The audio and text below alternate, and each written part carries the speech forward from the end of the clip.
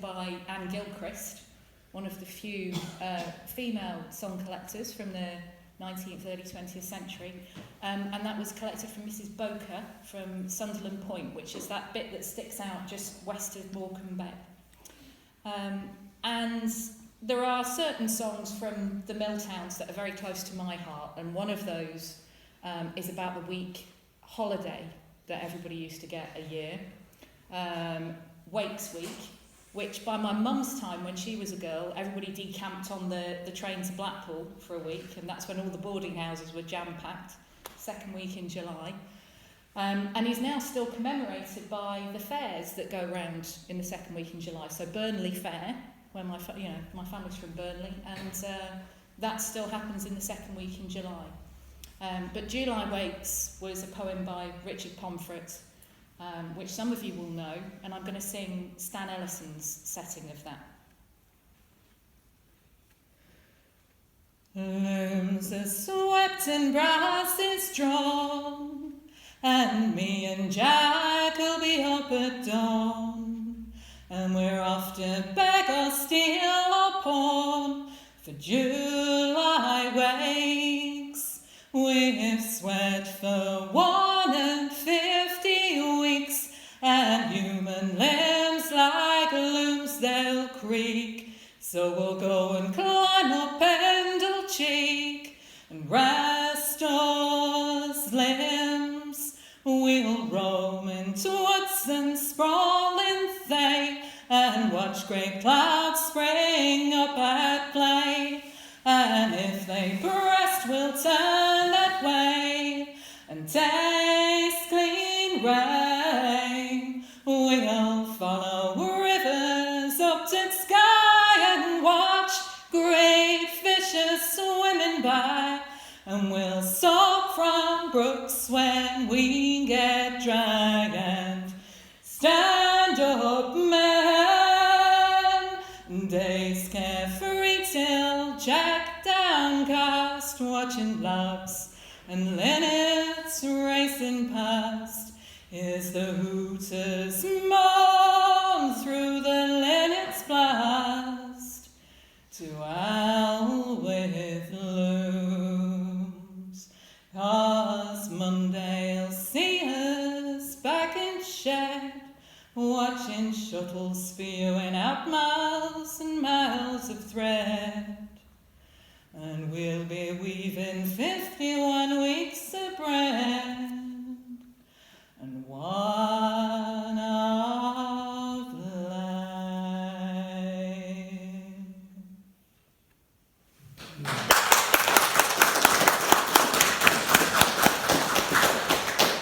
Thank you very much. So I like the known songs, but I'm also a bit of a rooter, and I go around in records offices and family archives, and I get my way into the back rooms, the records offices in castles and things like that, and dig stuff out, because I want to kind of surface the songs that haven't been sung or that have been lost for quite a long time. One of the songs that I found in the Lancashire Records Office was this hunting song that had only been performed once for a party 250 years ago. So I was able to record that and kind of bring it out of its kind of hunt ball environment. But this next one I'm going to sing for you, I found it handwritten, hand-noted in the back of an Oddfellows handbook. So issued by the Manchester Unity of the Order of Oddfellows in 1820 to a chap called James Smith. And he'd written on the inside, you know like you did when you were at school? He wrote, James Smith, shoemaker, Baxendale, Lancashire, England. And I thought, when I was a kid, all I'd have written was Victoria Baines, Lancashire, England, hands off, or Lancashire, England, the world. So it was fantastic, because I got this kind of little vignette into this guy's life, and he'd handwritten this song in the back. It's got quite a strange tune for something from the early 19th century. It's got a slight feel of a parlour song about it. And it's called Crazy Jane. What fair maiden ever feature as such signs of fear expressed. Can a wandering wretched creature with such terror filthy breast do my frenzied look alarm thee? Trust me, sweet, thy fears are vain. Not for kingdoms would I harm thee. Shun then not poor crazy Jane. Dost thou weep to see my anguish? Mark me and avoid my woe. When men flatter, sigh and languish, think them false, I found them so. For I loved us so sincerely, as one could never love again. But the youth I loved so dearly stole the wits of crazy Jane. Fondly my young heart received him, that was doomed to love but one. He smiled, he vowed, and I believed him. He was false, and I undone. And since that hour has reason never held her empire o'er my brain. Henry fled, with him forever fled the wits of crazy Jane.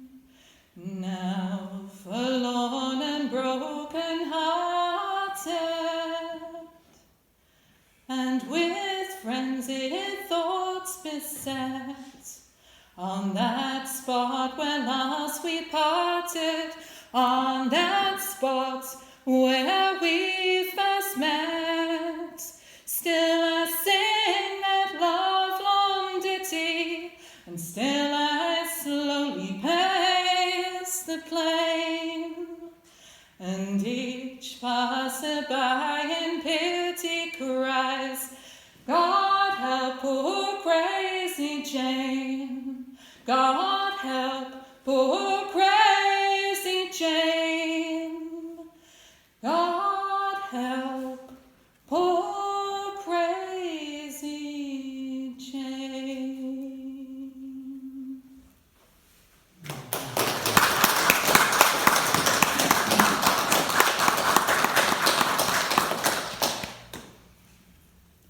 Thank you very much. I'm having a swig of water because next, my magnum opus, for all of you Latin fans out there. I've got a PhD in Roman literature, which is another bit of a confession to make. I get very annoyed when people do like the wrong plurals, when politicians misuse Latin and stuff. So if you ever need to know, the plural of magnum opus is magna opera, okay? Not magni opi. Oh, stuff like that really gets my goat. Yes. Completely unrelated. We were recording in an air raid shelter last week, weren't we, Lange? We were.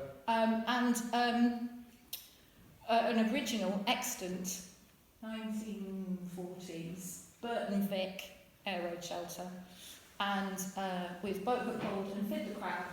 And you got used to me being a little bit schoolmarmish, didn't you? Had to. Didn't have any choice. There's a lovely bit of the recording where you've done a lovely rendition, and I go, right. So I think we're keeping that, the bit where I clearly slapped somebody with a ruler or something. So another thing that I'm really fond of is trying to work out why some events in history have been commemorated in folk song, but others haven't. Right? So we have, it makes sense that we have the grand conversation of Napoleon, and that we have, songs about Nelson, and that's all very sensible. But then the murder of Maria Martin, right? Topical, local, but how did that get out of a very local setting? Now the answer, of course, is broadsides and broadside presses. But down south in Dorset, They didn't have too many of those. Kind of Catnach in London was probably the lowest down it came. So there are lots of events in Dorset that weren't commemorated in folk song. And down the end of my street, there's a place called Muddyford. I don't know if you've ever been to Christchurch in Dorset, but there's a beautiful Muddyford Quay. A lot of people compare it to Wells Next to the Sea. It's got that kind of feel to it, and shingle spits and stuff. And I found out that in the late 18th century there was a skirmish between smugglers, because smugglers are a big deal down our way, still, actually. If you follow the local news, we've still got drug dealers coming in through Poole and all of that. A battle between smugglers and revenuemen. And it was called the Battle of Muddyford. There's no folk song about it. So I thought I'd set about writing it, but I am going to need another swig of water before I start. It's quite dense. There are at least 4 Williams in this scenario, and there will be a test at the end. It's called For the Better Discovering and Bringing to Justice, because that's what they put on the warrants for the guys that were sought for smuggling and murder.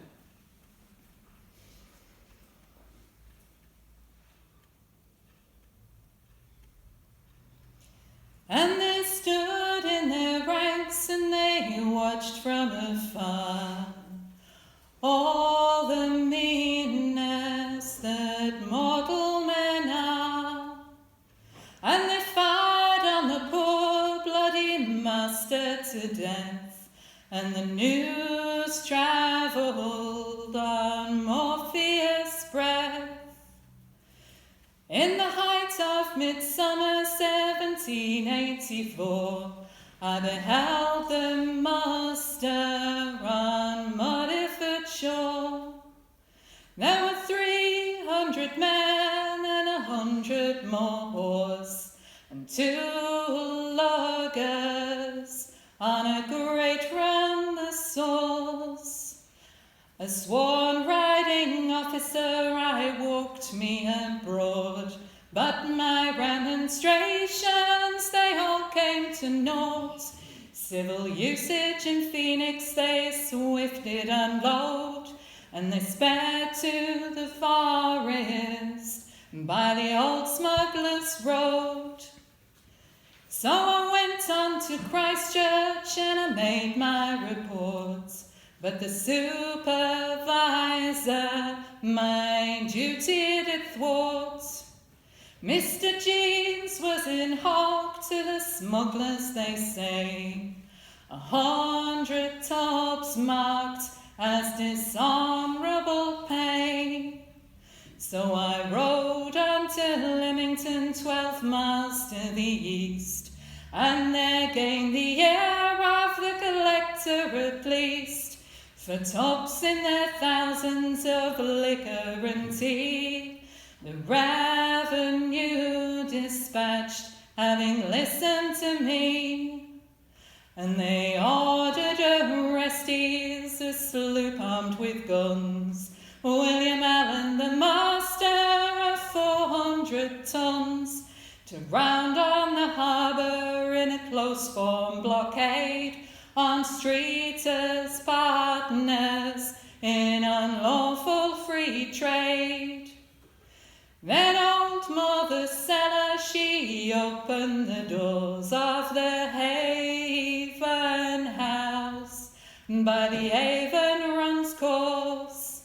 William May fired the shots and then fled from the scene. He was helped and abetted by Officer Jeans. And they stood in their ranks and they watched from afar all the meanness that mortal men are. And they fired on the poor bloody master to death, and the news travelled on Morpheus' breath. By the time it was done, there was nothing to seize. By the time the sun rose, Master Allen deceased. So we snatched up the cruellest and warrants we served on the 21 there by the king now accursed. William Allen was aged but 25. William May fled to Guernsey, escaped still alive. William Burden from the old civil usage was paid 14 years' wages, his friends to betray. So 3 there were captured and to Newgate were charged for wilful murder and for smuggling at large. And they hanged poor George Coombs for the murder that day, and he swung at the Haven on a gibbet in chains. William Noyce is my name, of the King's revenue, and to tell you this tale is my duty now through, for the better discovering and justice to bring. Heed me well, and there is harm in your blessed smuggling.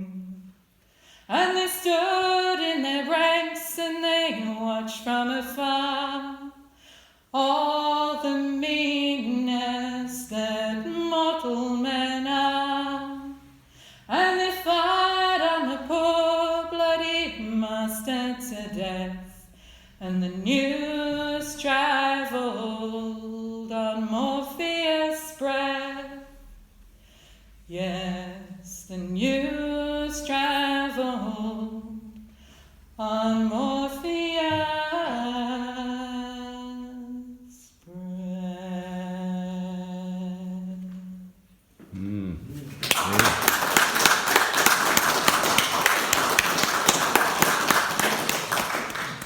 What are you doing? I've got to do your school teacher, see? Right. I'm just checking to see how much more time we got. How much more time have we got?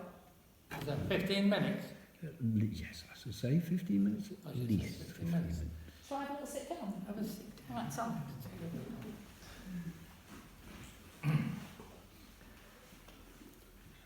This is the first time I've ever been to Suffolk. It's the first time I've been to Lowestoft. Got in here this afternoon, coming on the A trail, so I'm right on the front there.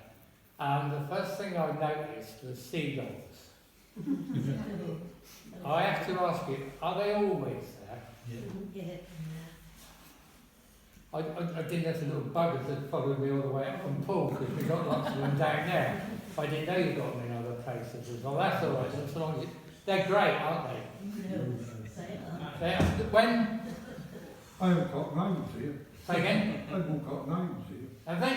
Yeah. Bastards, is that what you call them? They're all got names down in Poole.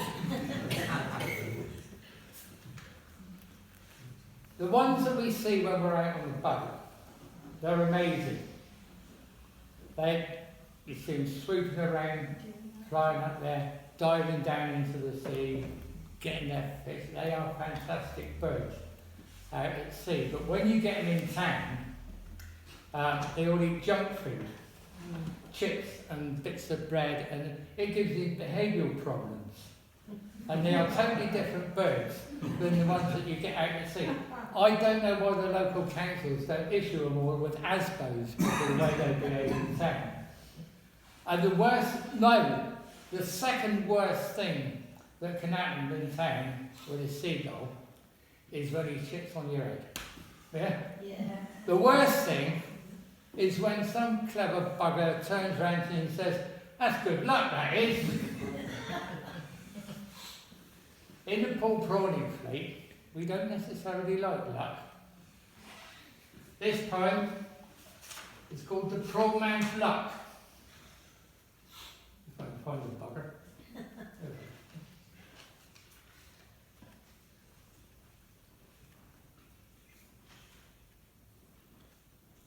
"'Twas in the summer of '89, as I made my way down the quay, when all of a sudden, with a squawk and a splat, there's a seagull crapping on me. Now there's them, it says it brings a little bit of luck when this message lands on your head. Well, not for that gull if I get hold of him. He won't be lucky, he'll be dead. And sometimes you have to pause for thought, because you know that something's amiss. A little bit of luck should mean a little bit of crap, not a bloody good dollop like this. My old dad used to say that folks like us is lucky to have a bed to sleep in each night, and lucky to have food to keep us going. And to want for more luck, well, it just ain't right. Good fortune to us is the unexpected. And a few extra prawns that lands in a pot. Those few extra shillings may not be much, but to folks like us, it's a lot. He would point to the posh folks high on the hill, who were born with their luck all intact, and say he wouldn't swap places.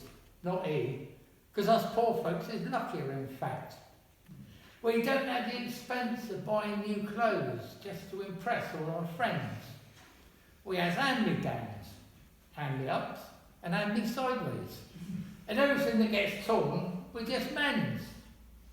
The posh folk never has to go without food, and they waste it without even caring. So they never know what pleasure there is in what little you've got, you're sharing.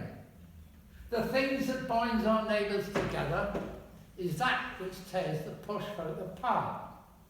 Keeping up with the Joneses is a lifelong struggle, which us poor folk don't even have to start.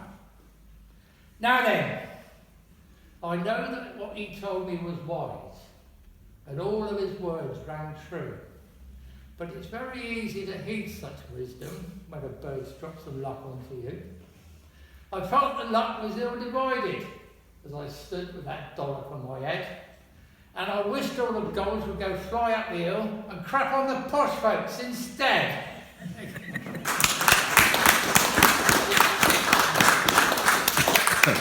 Now then, as I told you earlier, we have two weather forecasting poems. And I'm going to give you the second weather forecasting poem now.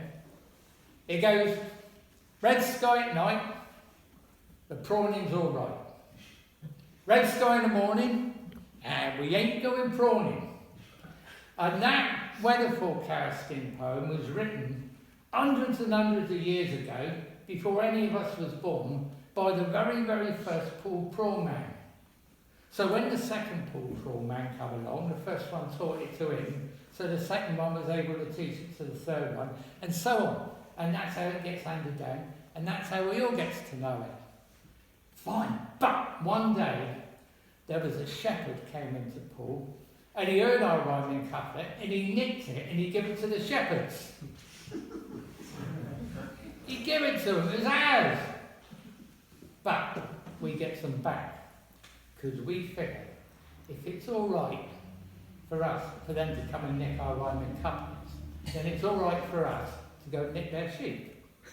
And this tends to happen when the fishing's a bit down, money's down, there's not much food on the table, and so that's when we go out to get a sheep, which is illegal, and you mustn't do it, and we don't do it anymore, ever, never. But it's there in our customs and traditions that we used to do it, not anymore. Now, stealing sheep is not easy, and you have to get in the field and try and get one, and sheep will run away, you see. And to stop this happening, it's not your Paul Prawman who goes up to steal a sheep, it's the fishwives and the daughters. Because while your Paul Prawman can't sing, the fishwives can. And they will go up there, they will row up the harbour very, very quietly, and they will get in the... And that is why in the Paul Prawning Fleet, we've got sheep stealing shanties. And these are the songs that the fishwives sing when they're sat there in the field to calm the sheep down until one gets close enough to... And then they grab it and they get it back home. Now this particular sheep stealing shanty that you're going to hear tonight, it is an old folk song which originates from the Piddle Valley in Dorset, where the River Piddle runs through, and that runs into Poole Harbour. You may have heard this song before. It's got various names. Sometimes it's called The Sheep Stealer, sometimes it's called A Brisk Lad, sometimes it's called All I Have Is My Own. Down in Poole, it's just called A Sheep Stealing Shanty, obviously. And it's interesting how it ended up in Poole, you see, because the fishwives, they found it floating past in the harbour. Now, this clearly dates this song pre-1932, because before that, sheep stealing carried the death penalty, which is why it was thrown in the River Piddle and ended up in the harbour, you see, because even being caught in possession of this song could lead you to the gallows. And that's why we've ended up with that song as a sheep stealing shanty. One day, we should do a show of hands for how many people think that's true. Just saying. I find it really difficult to sing this song when I'm still laughing. I'm sorry. I am a fishwife whose fortune is low. In fact, I'm most wonderful poor. Oh, indeed, I intend my fortune to mend. So we'll steal a sheep from the moor, my brave girls. We'll steal a sheep from the moor. We'll row our boat to the top of a bay, greased rowlocks and muffles on us. In the middle of the night, when the moon do shine bright, and the shepherds behind his closed doors, my brave girls. The shepherds behind his closed doors. Then we'll creep ashore on another man's land and take a fatty from his pack. With the aid of a knife, I shall shorten its life.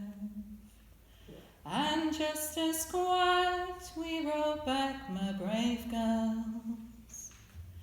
And just as quiet we row back. Then my girls will pull a skin from the wool, and I'll carve it up to the bone. If the constable come of a trace, he'll find none. And I swear all I have is my own, my brave girls. I'll swear all I have is my own. And when your father returns from the sea, with little to show for his toil, with my girls all abed, snow-tied and well-fed, there's a pot of stew on the boil for the old fool. There's a pot of stew on the boil.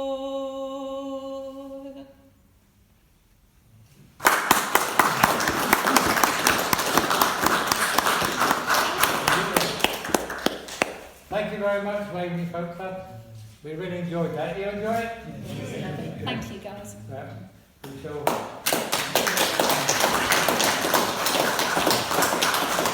Very good applause. Nick Baines, that was lovely. Thank you very much. Thank you very, very much. Wasn't that proud?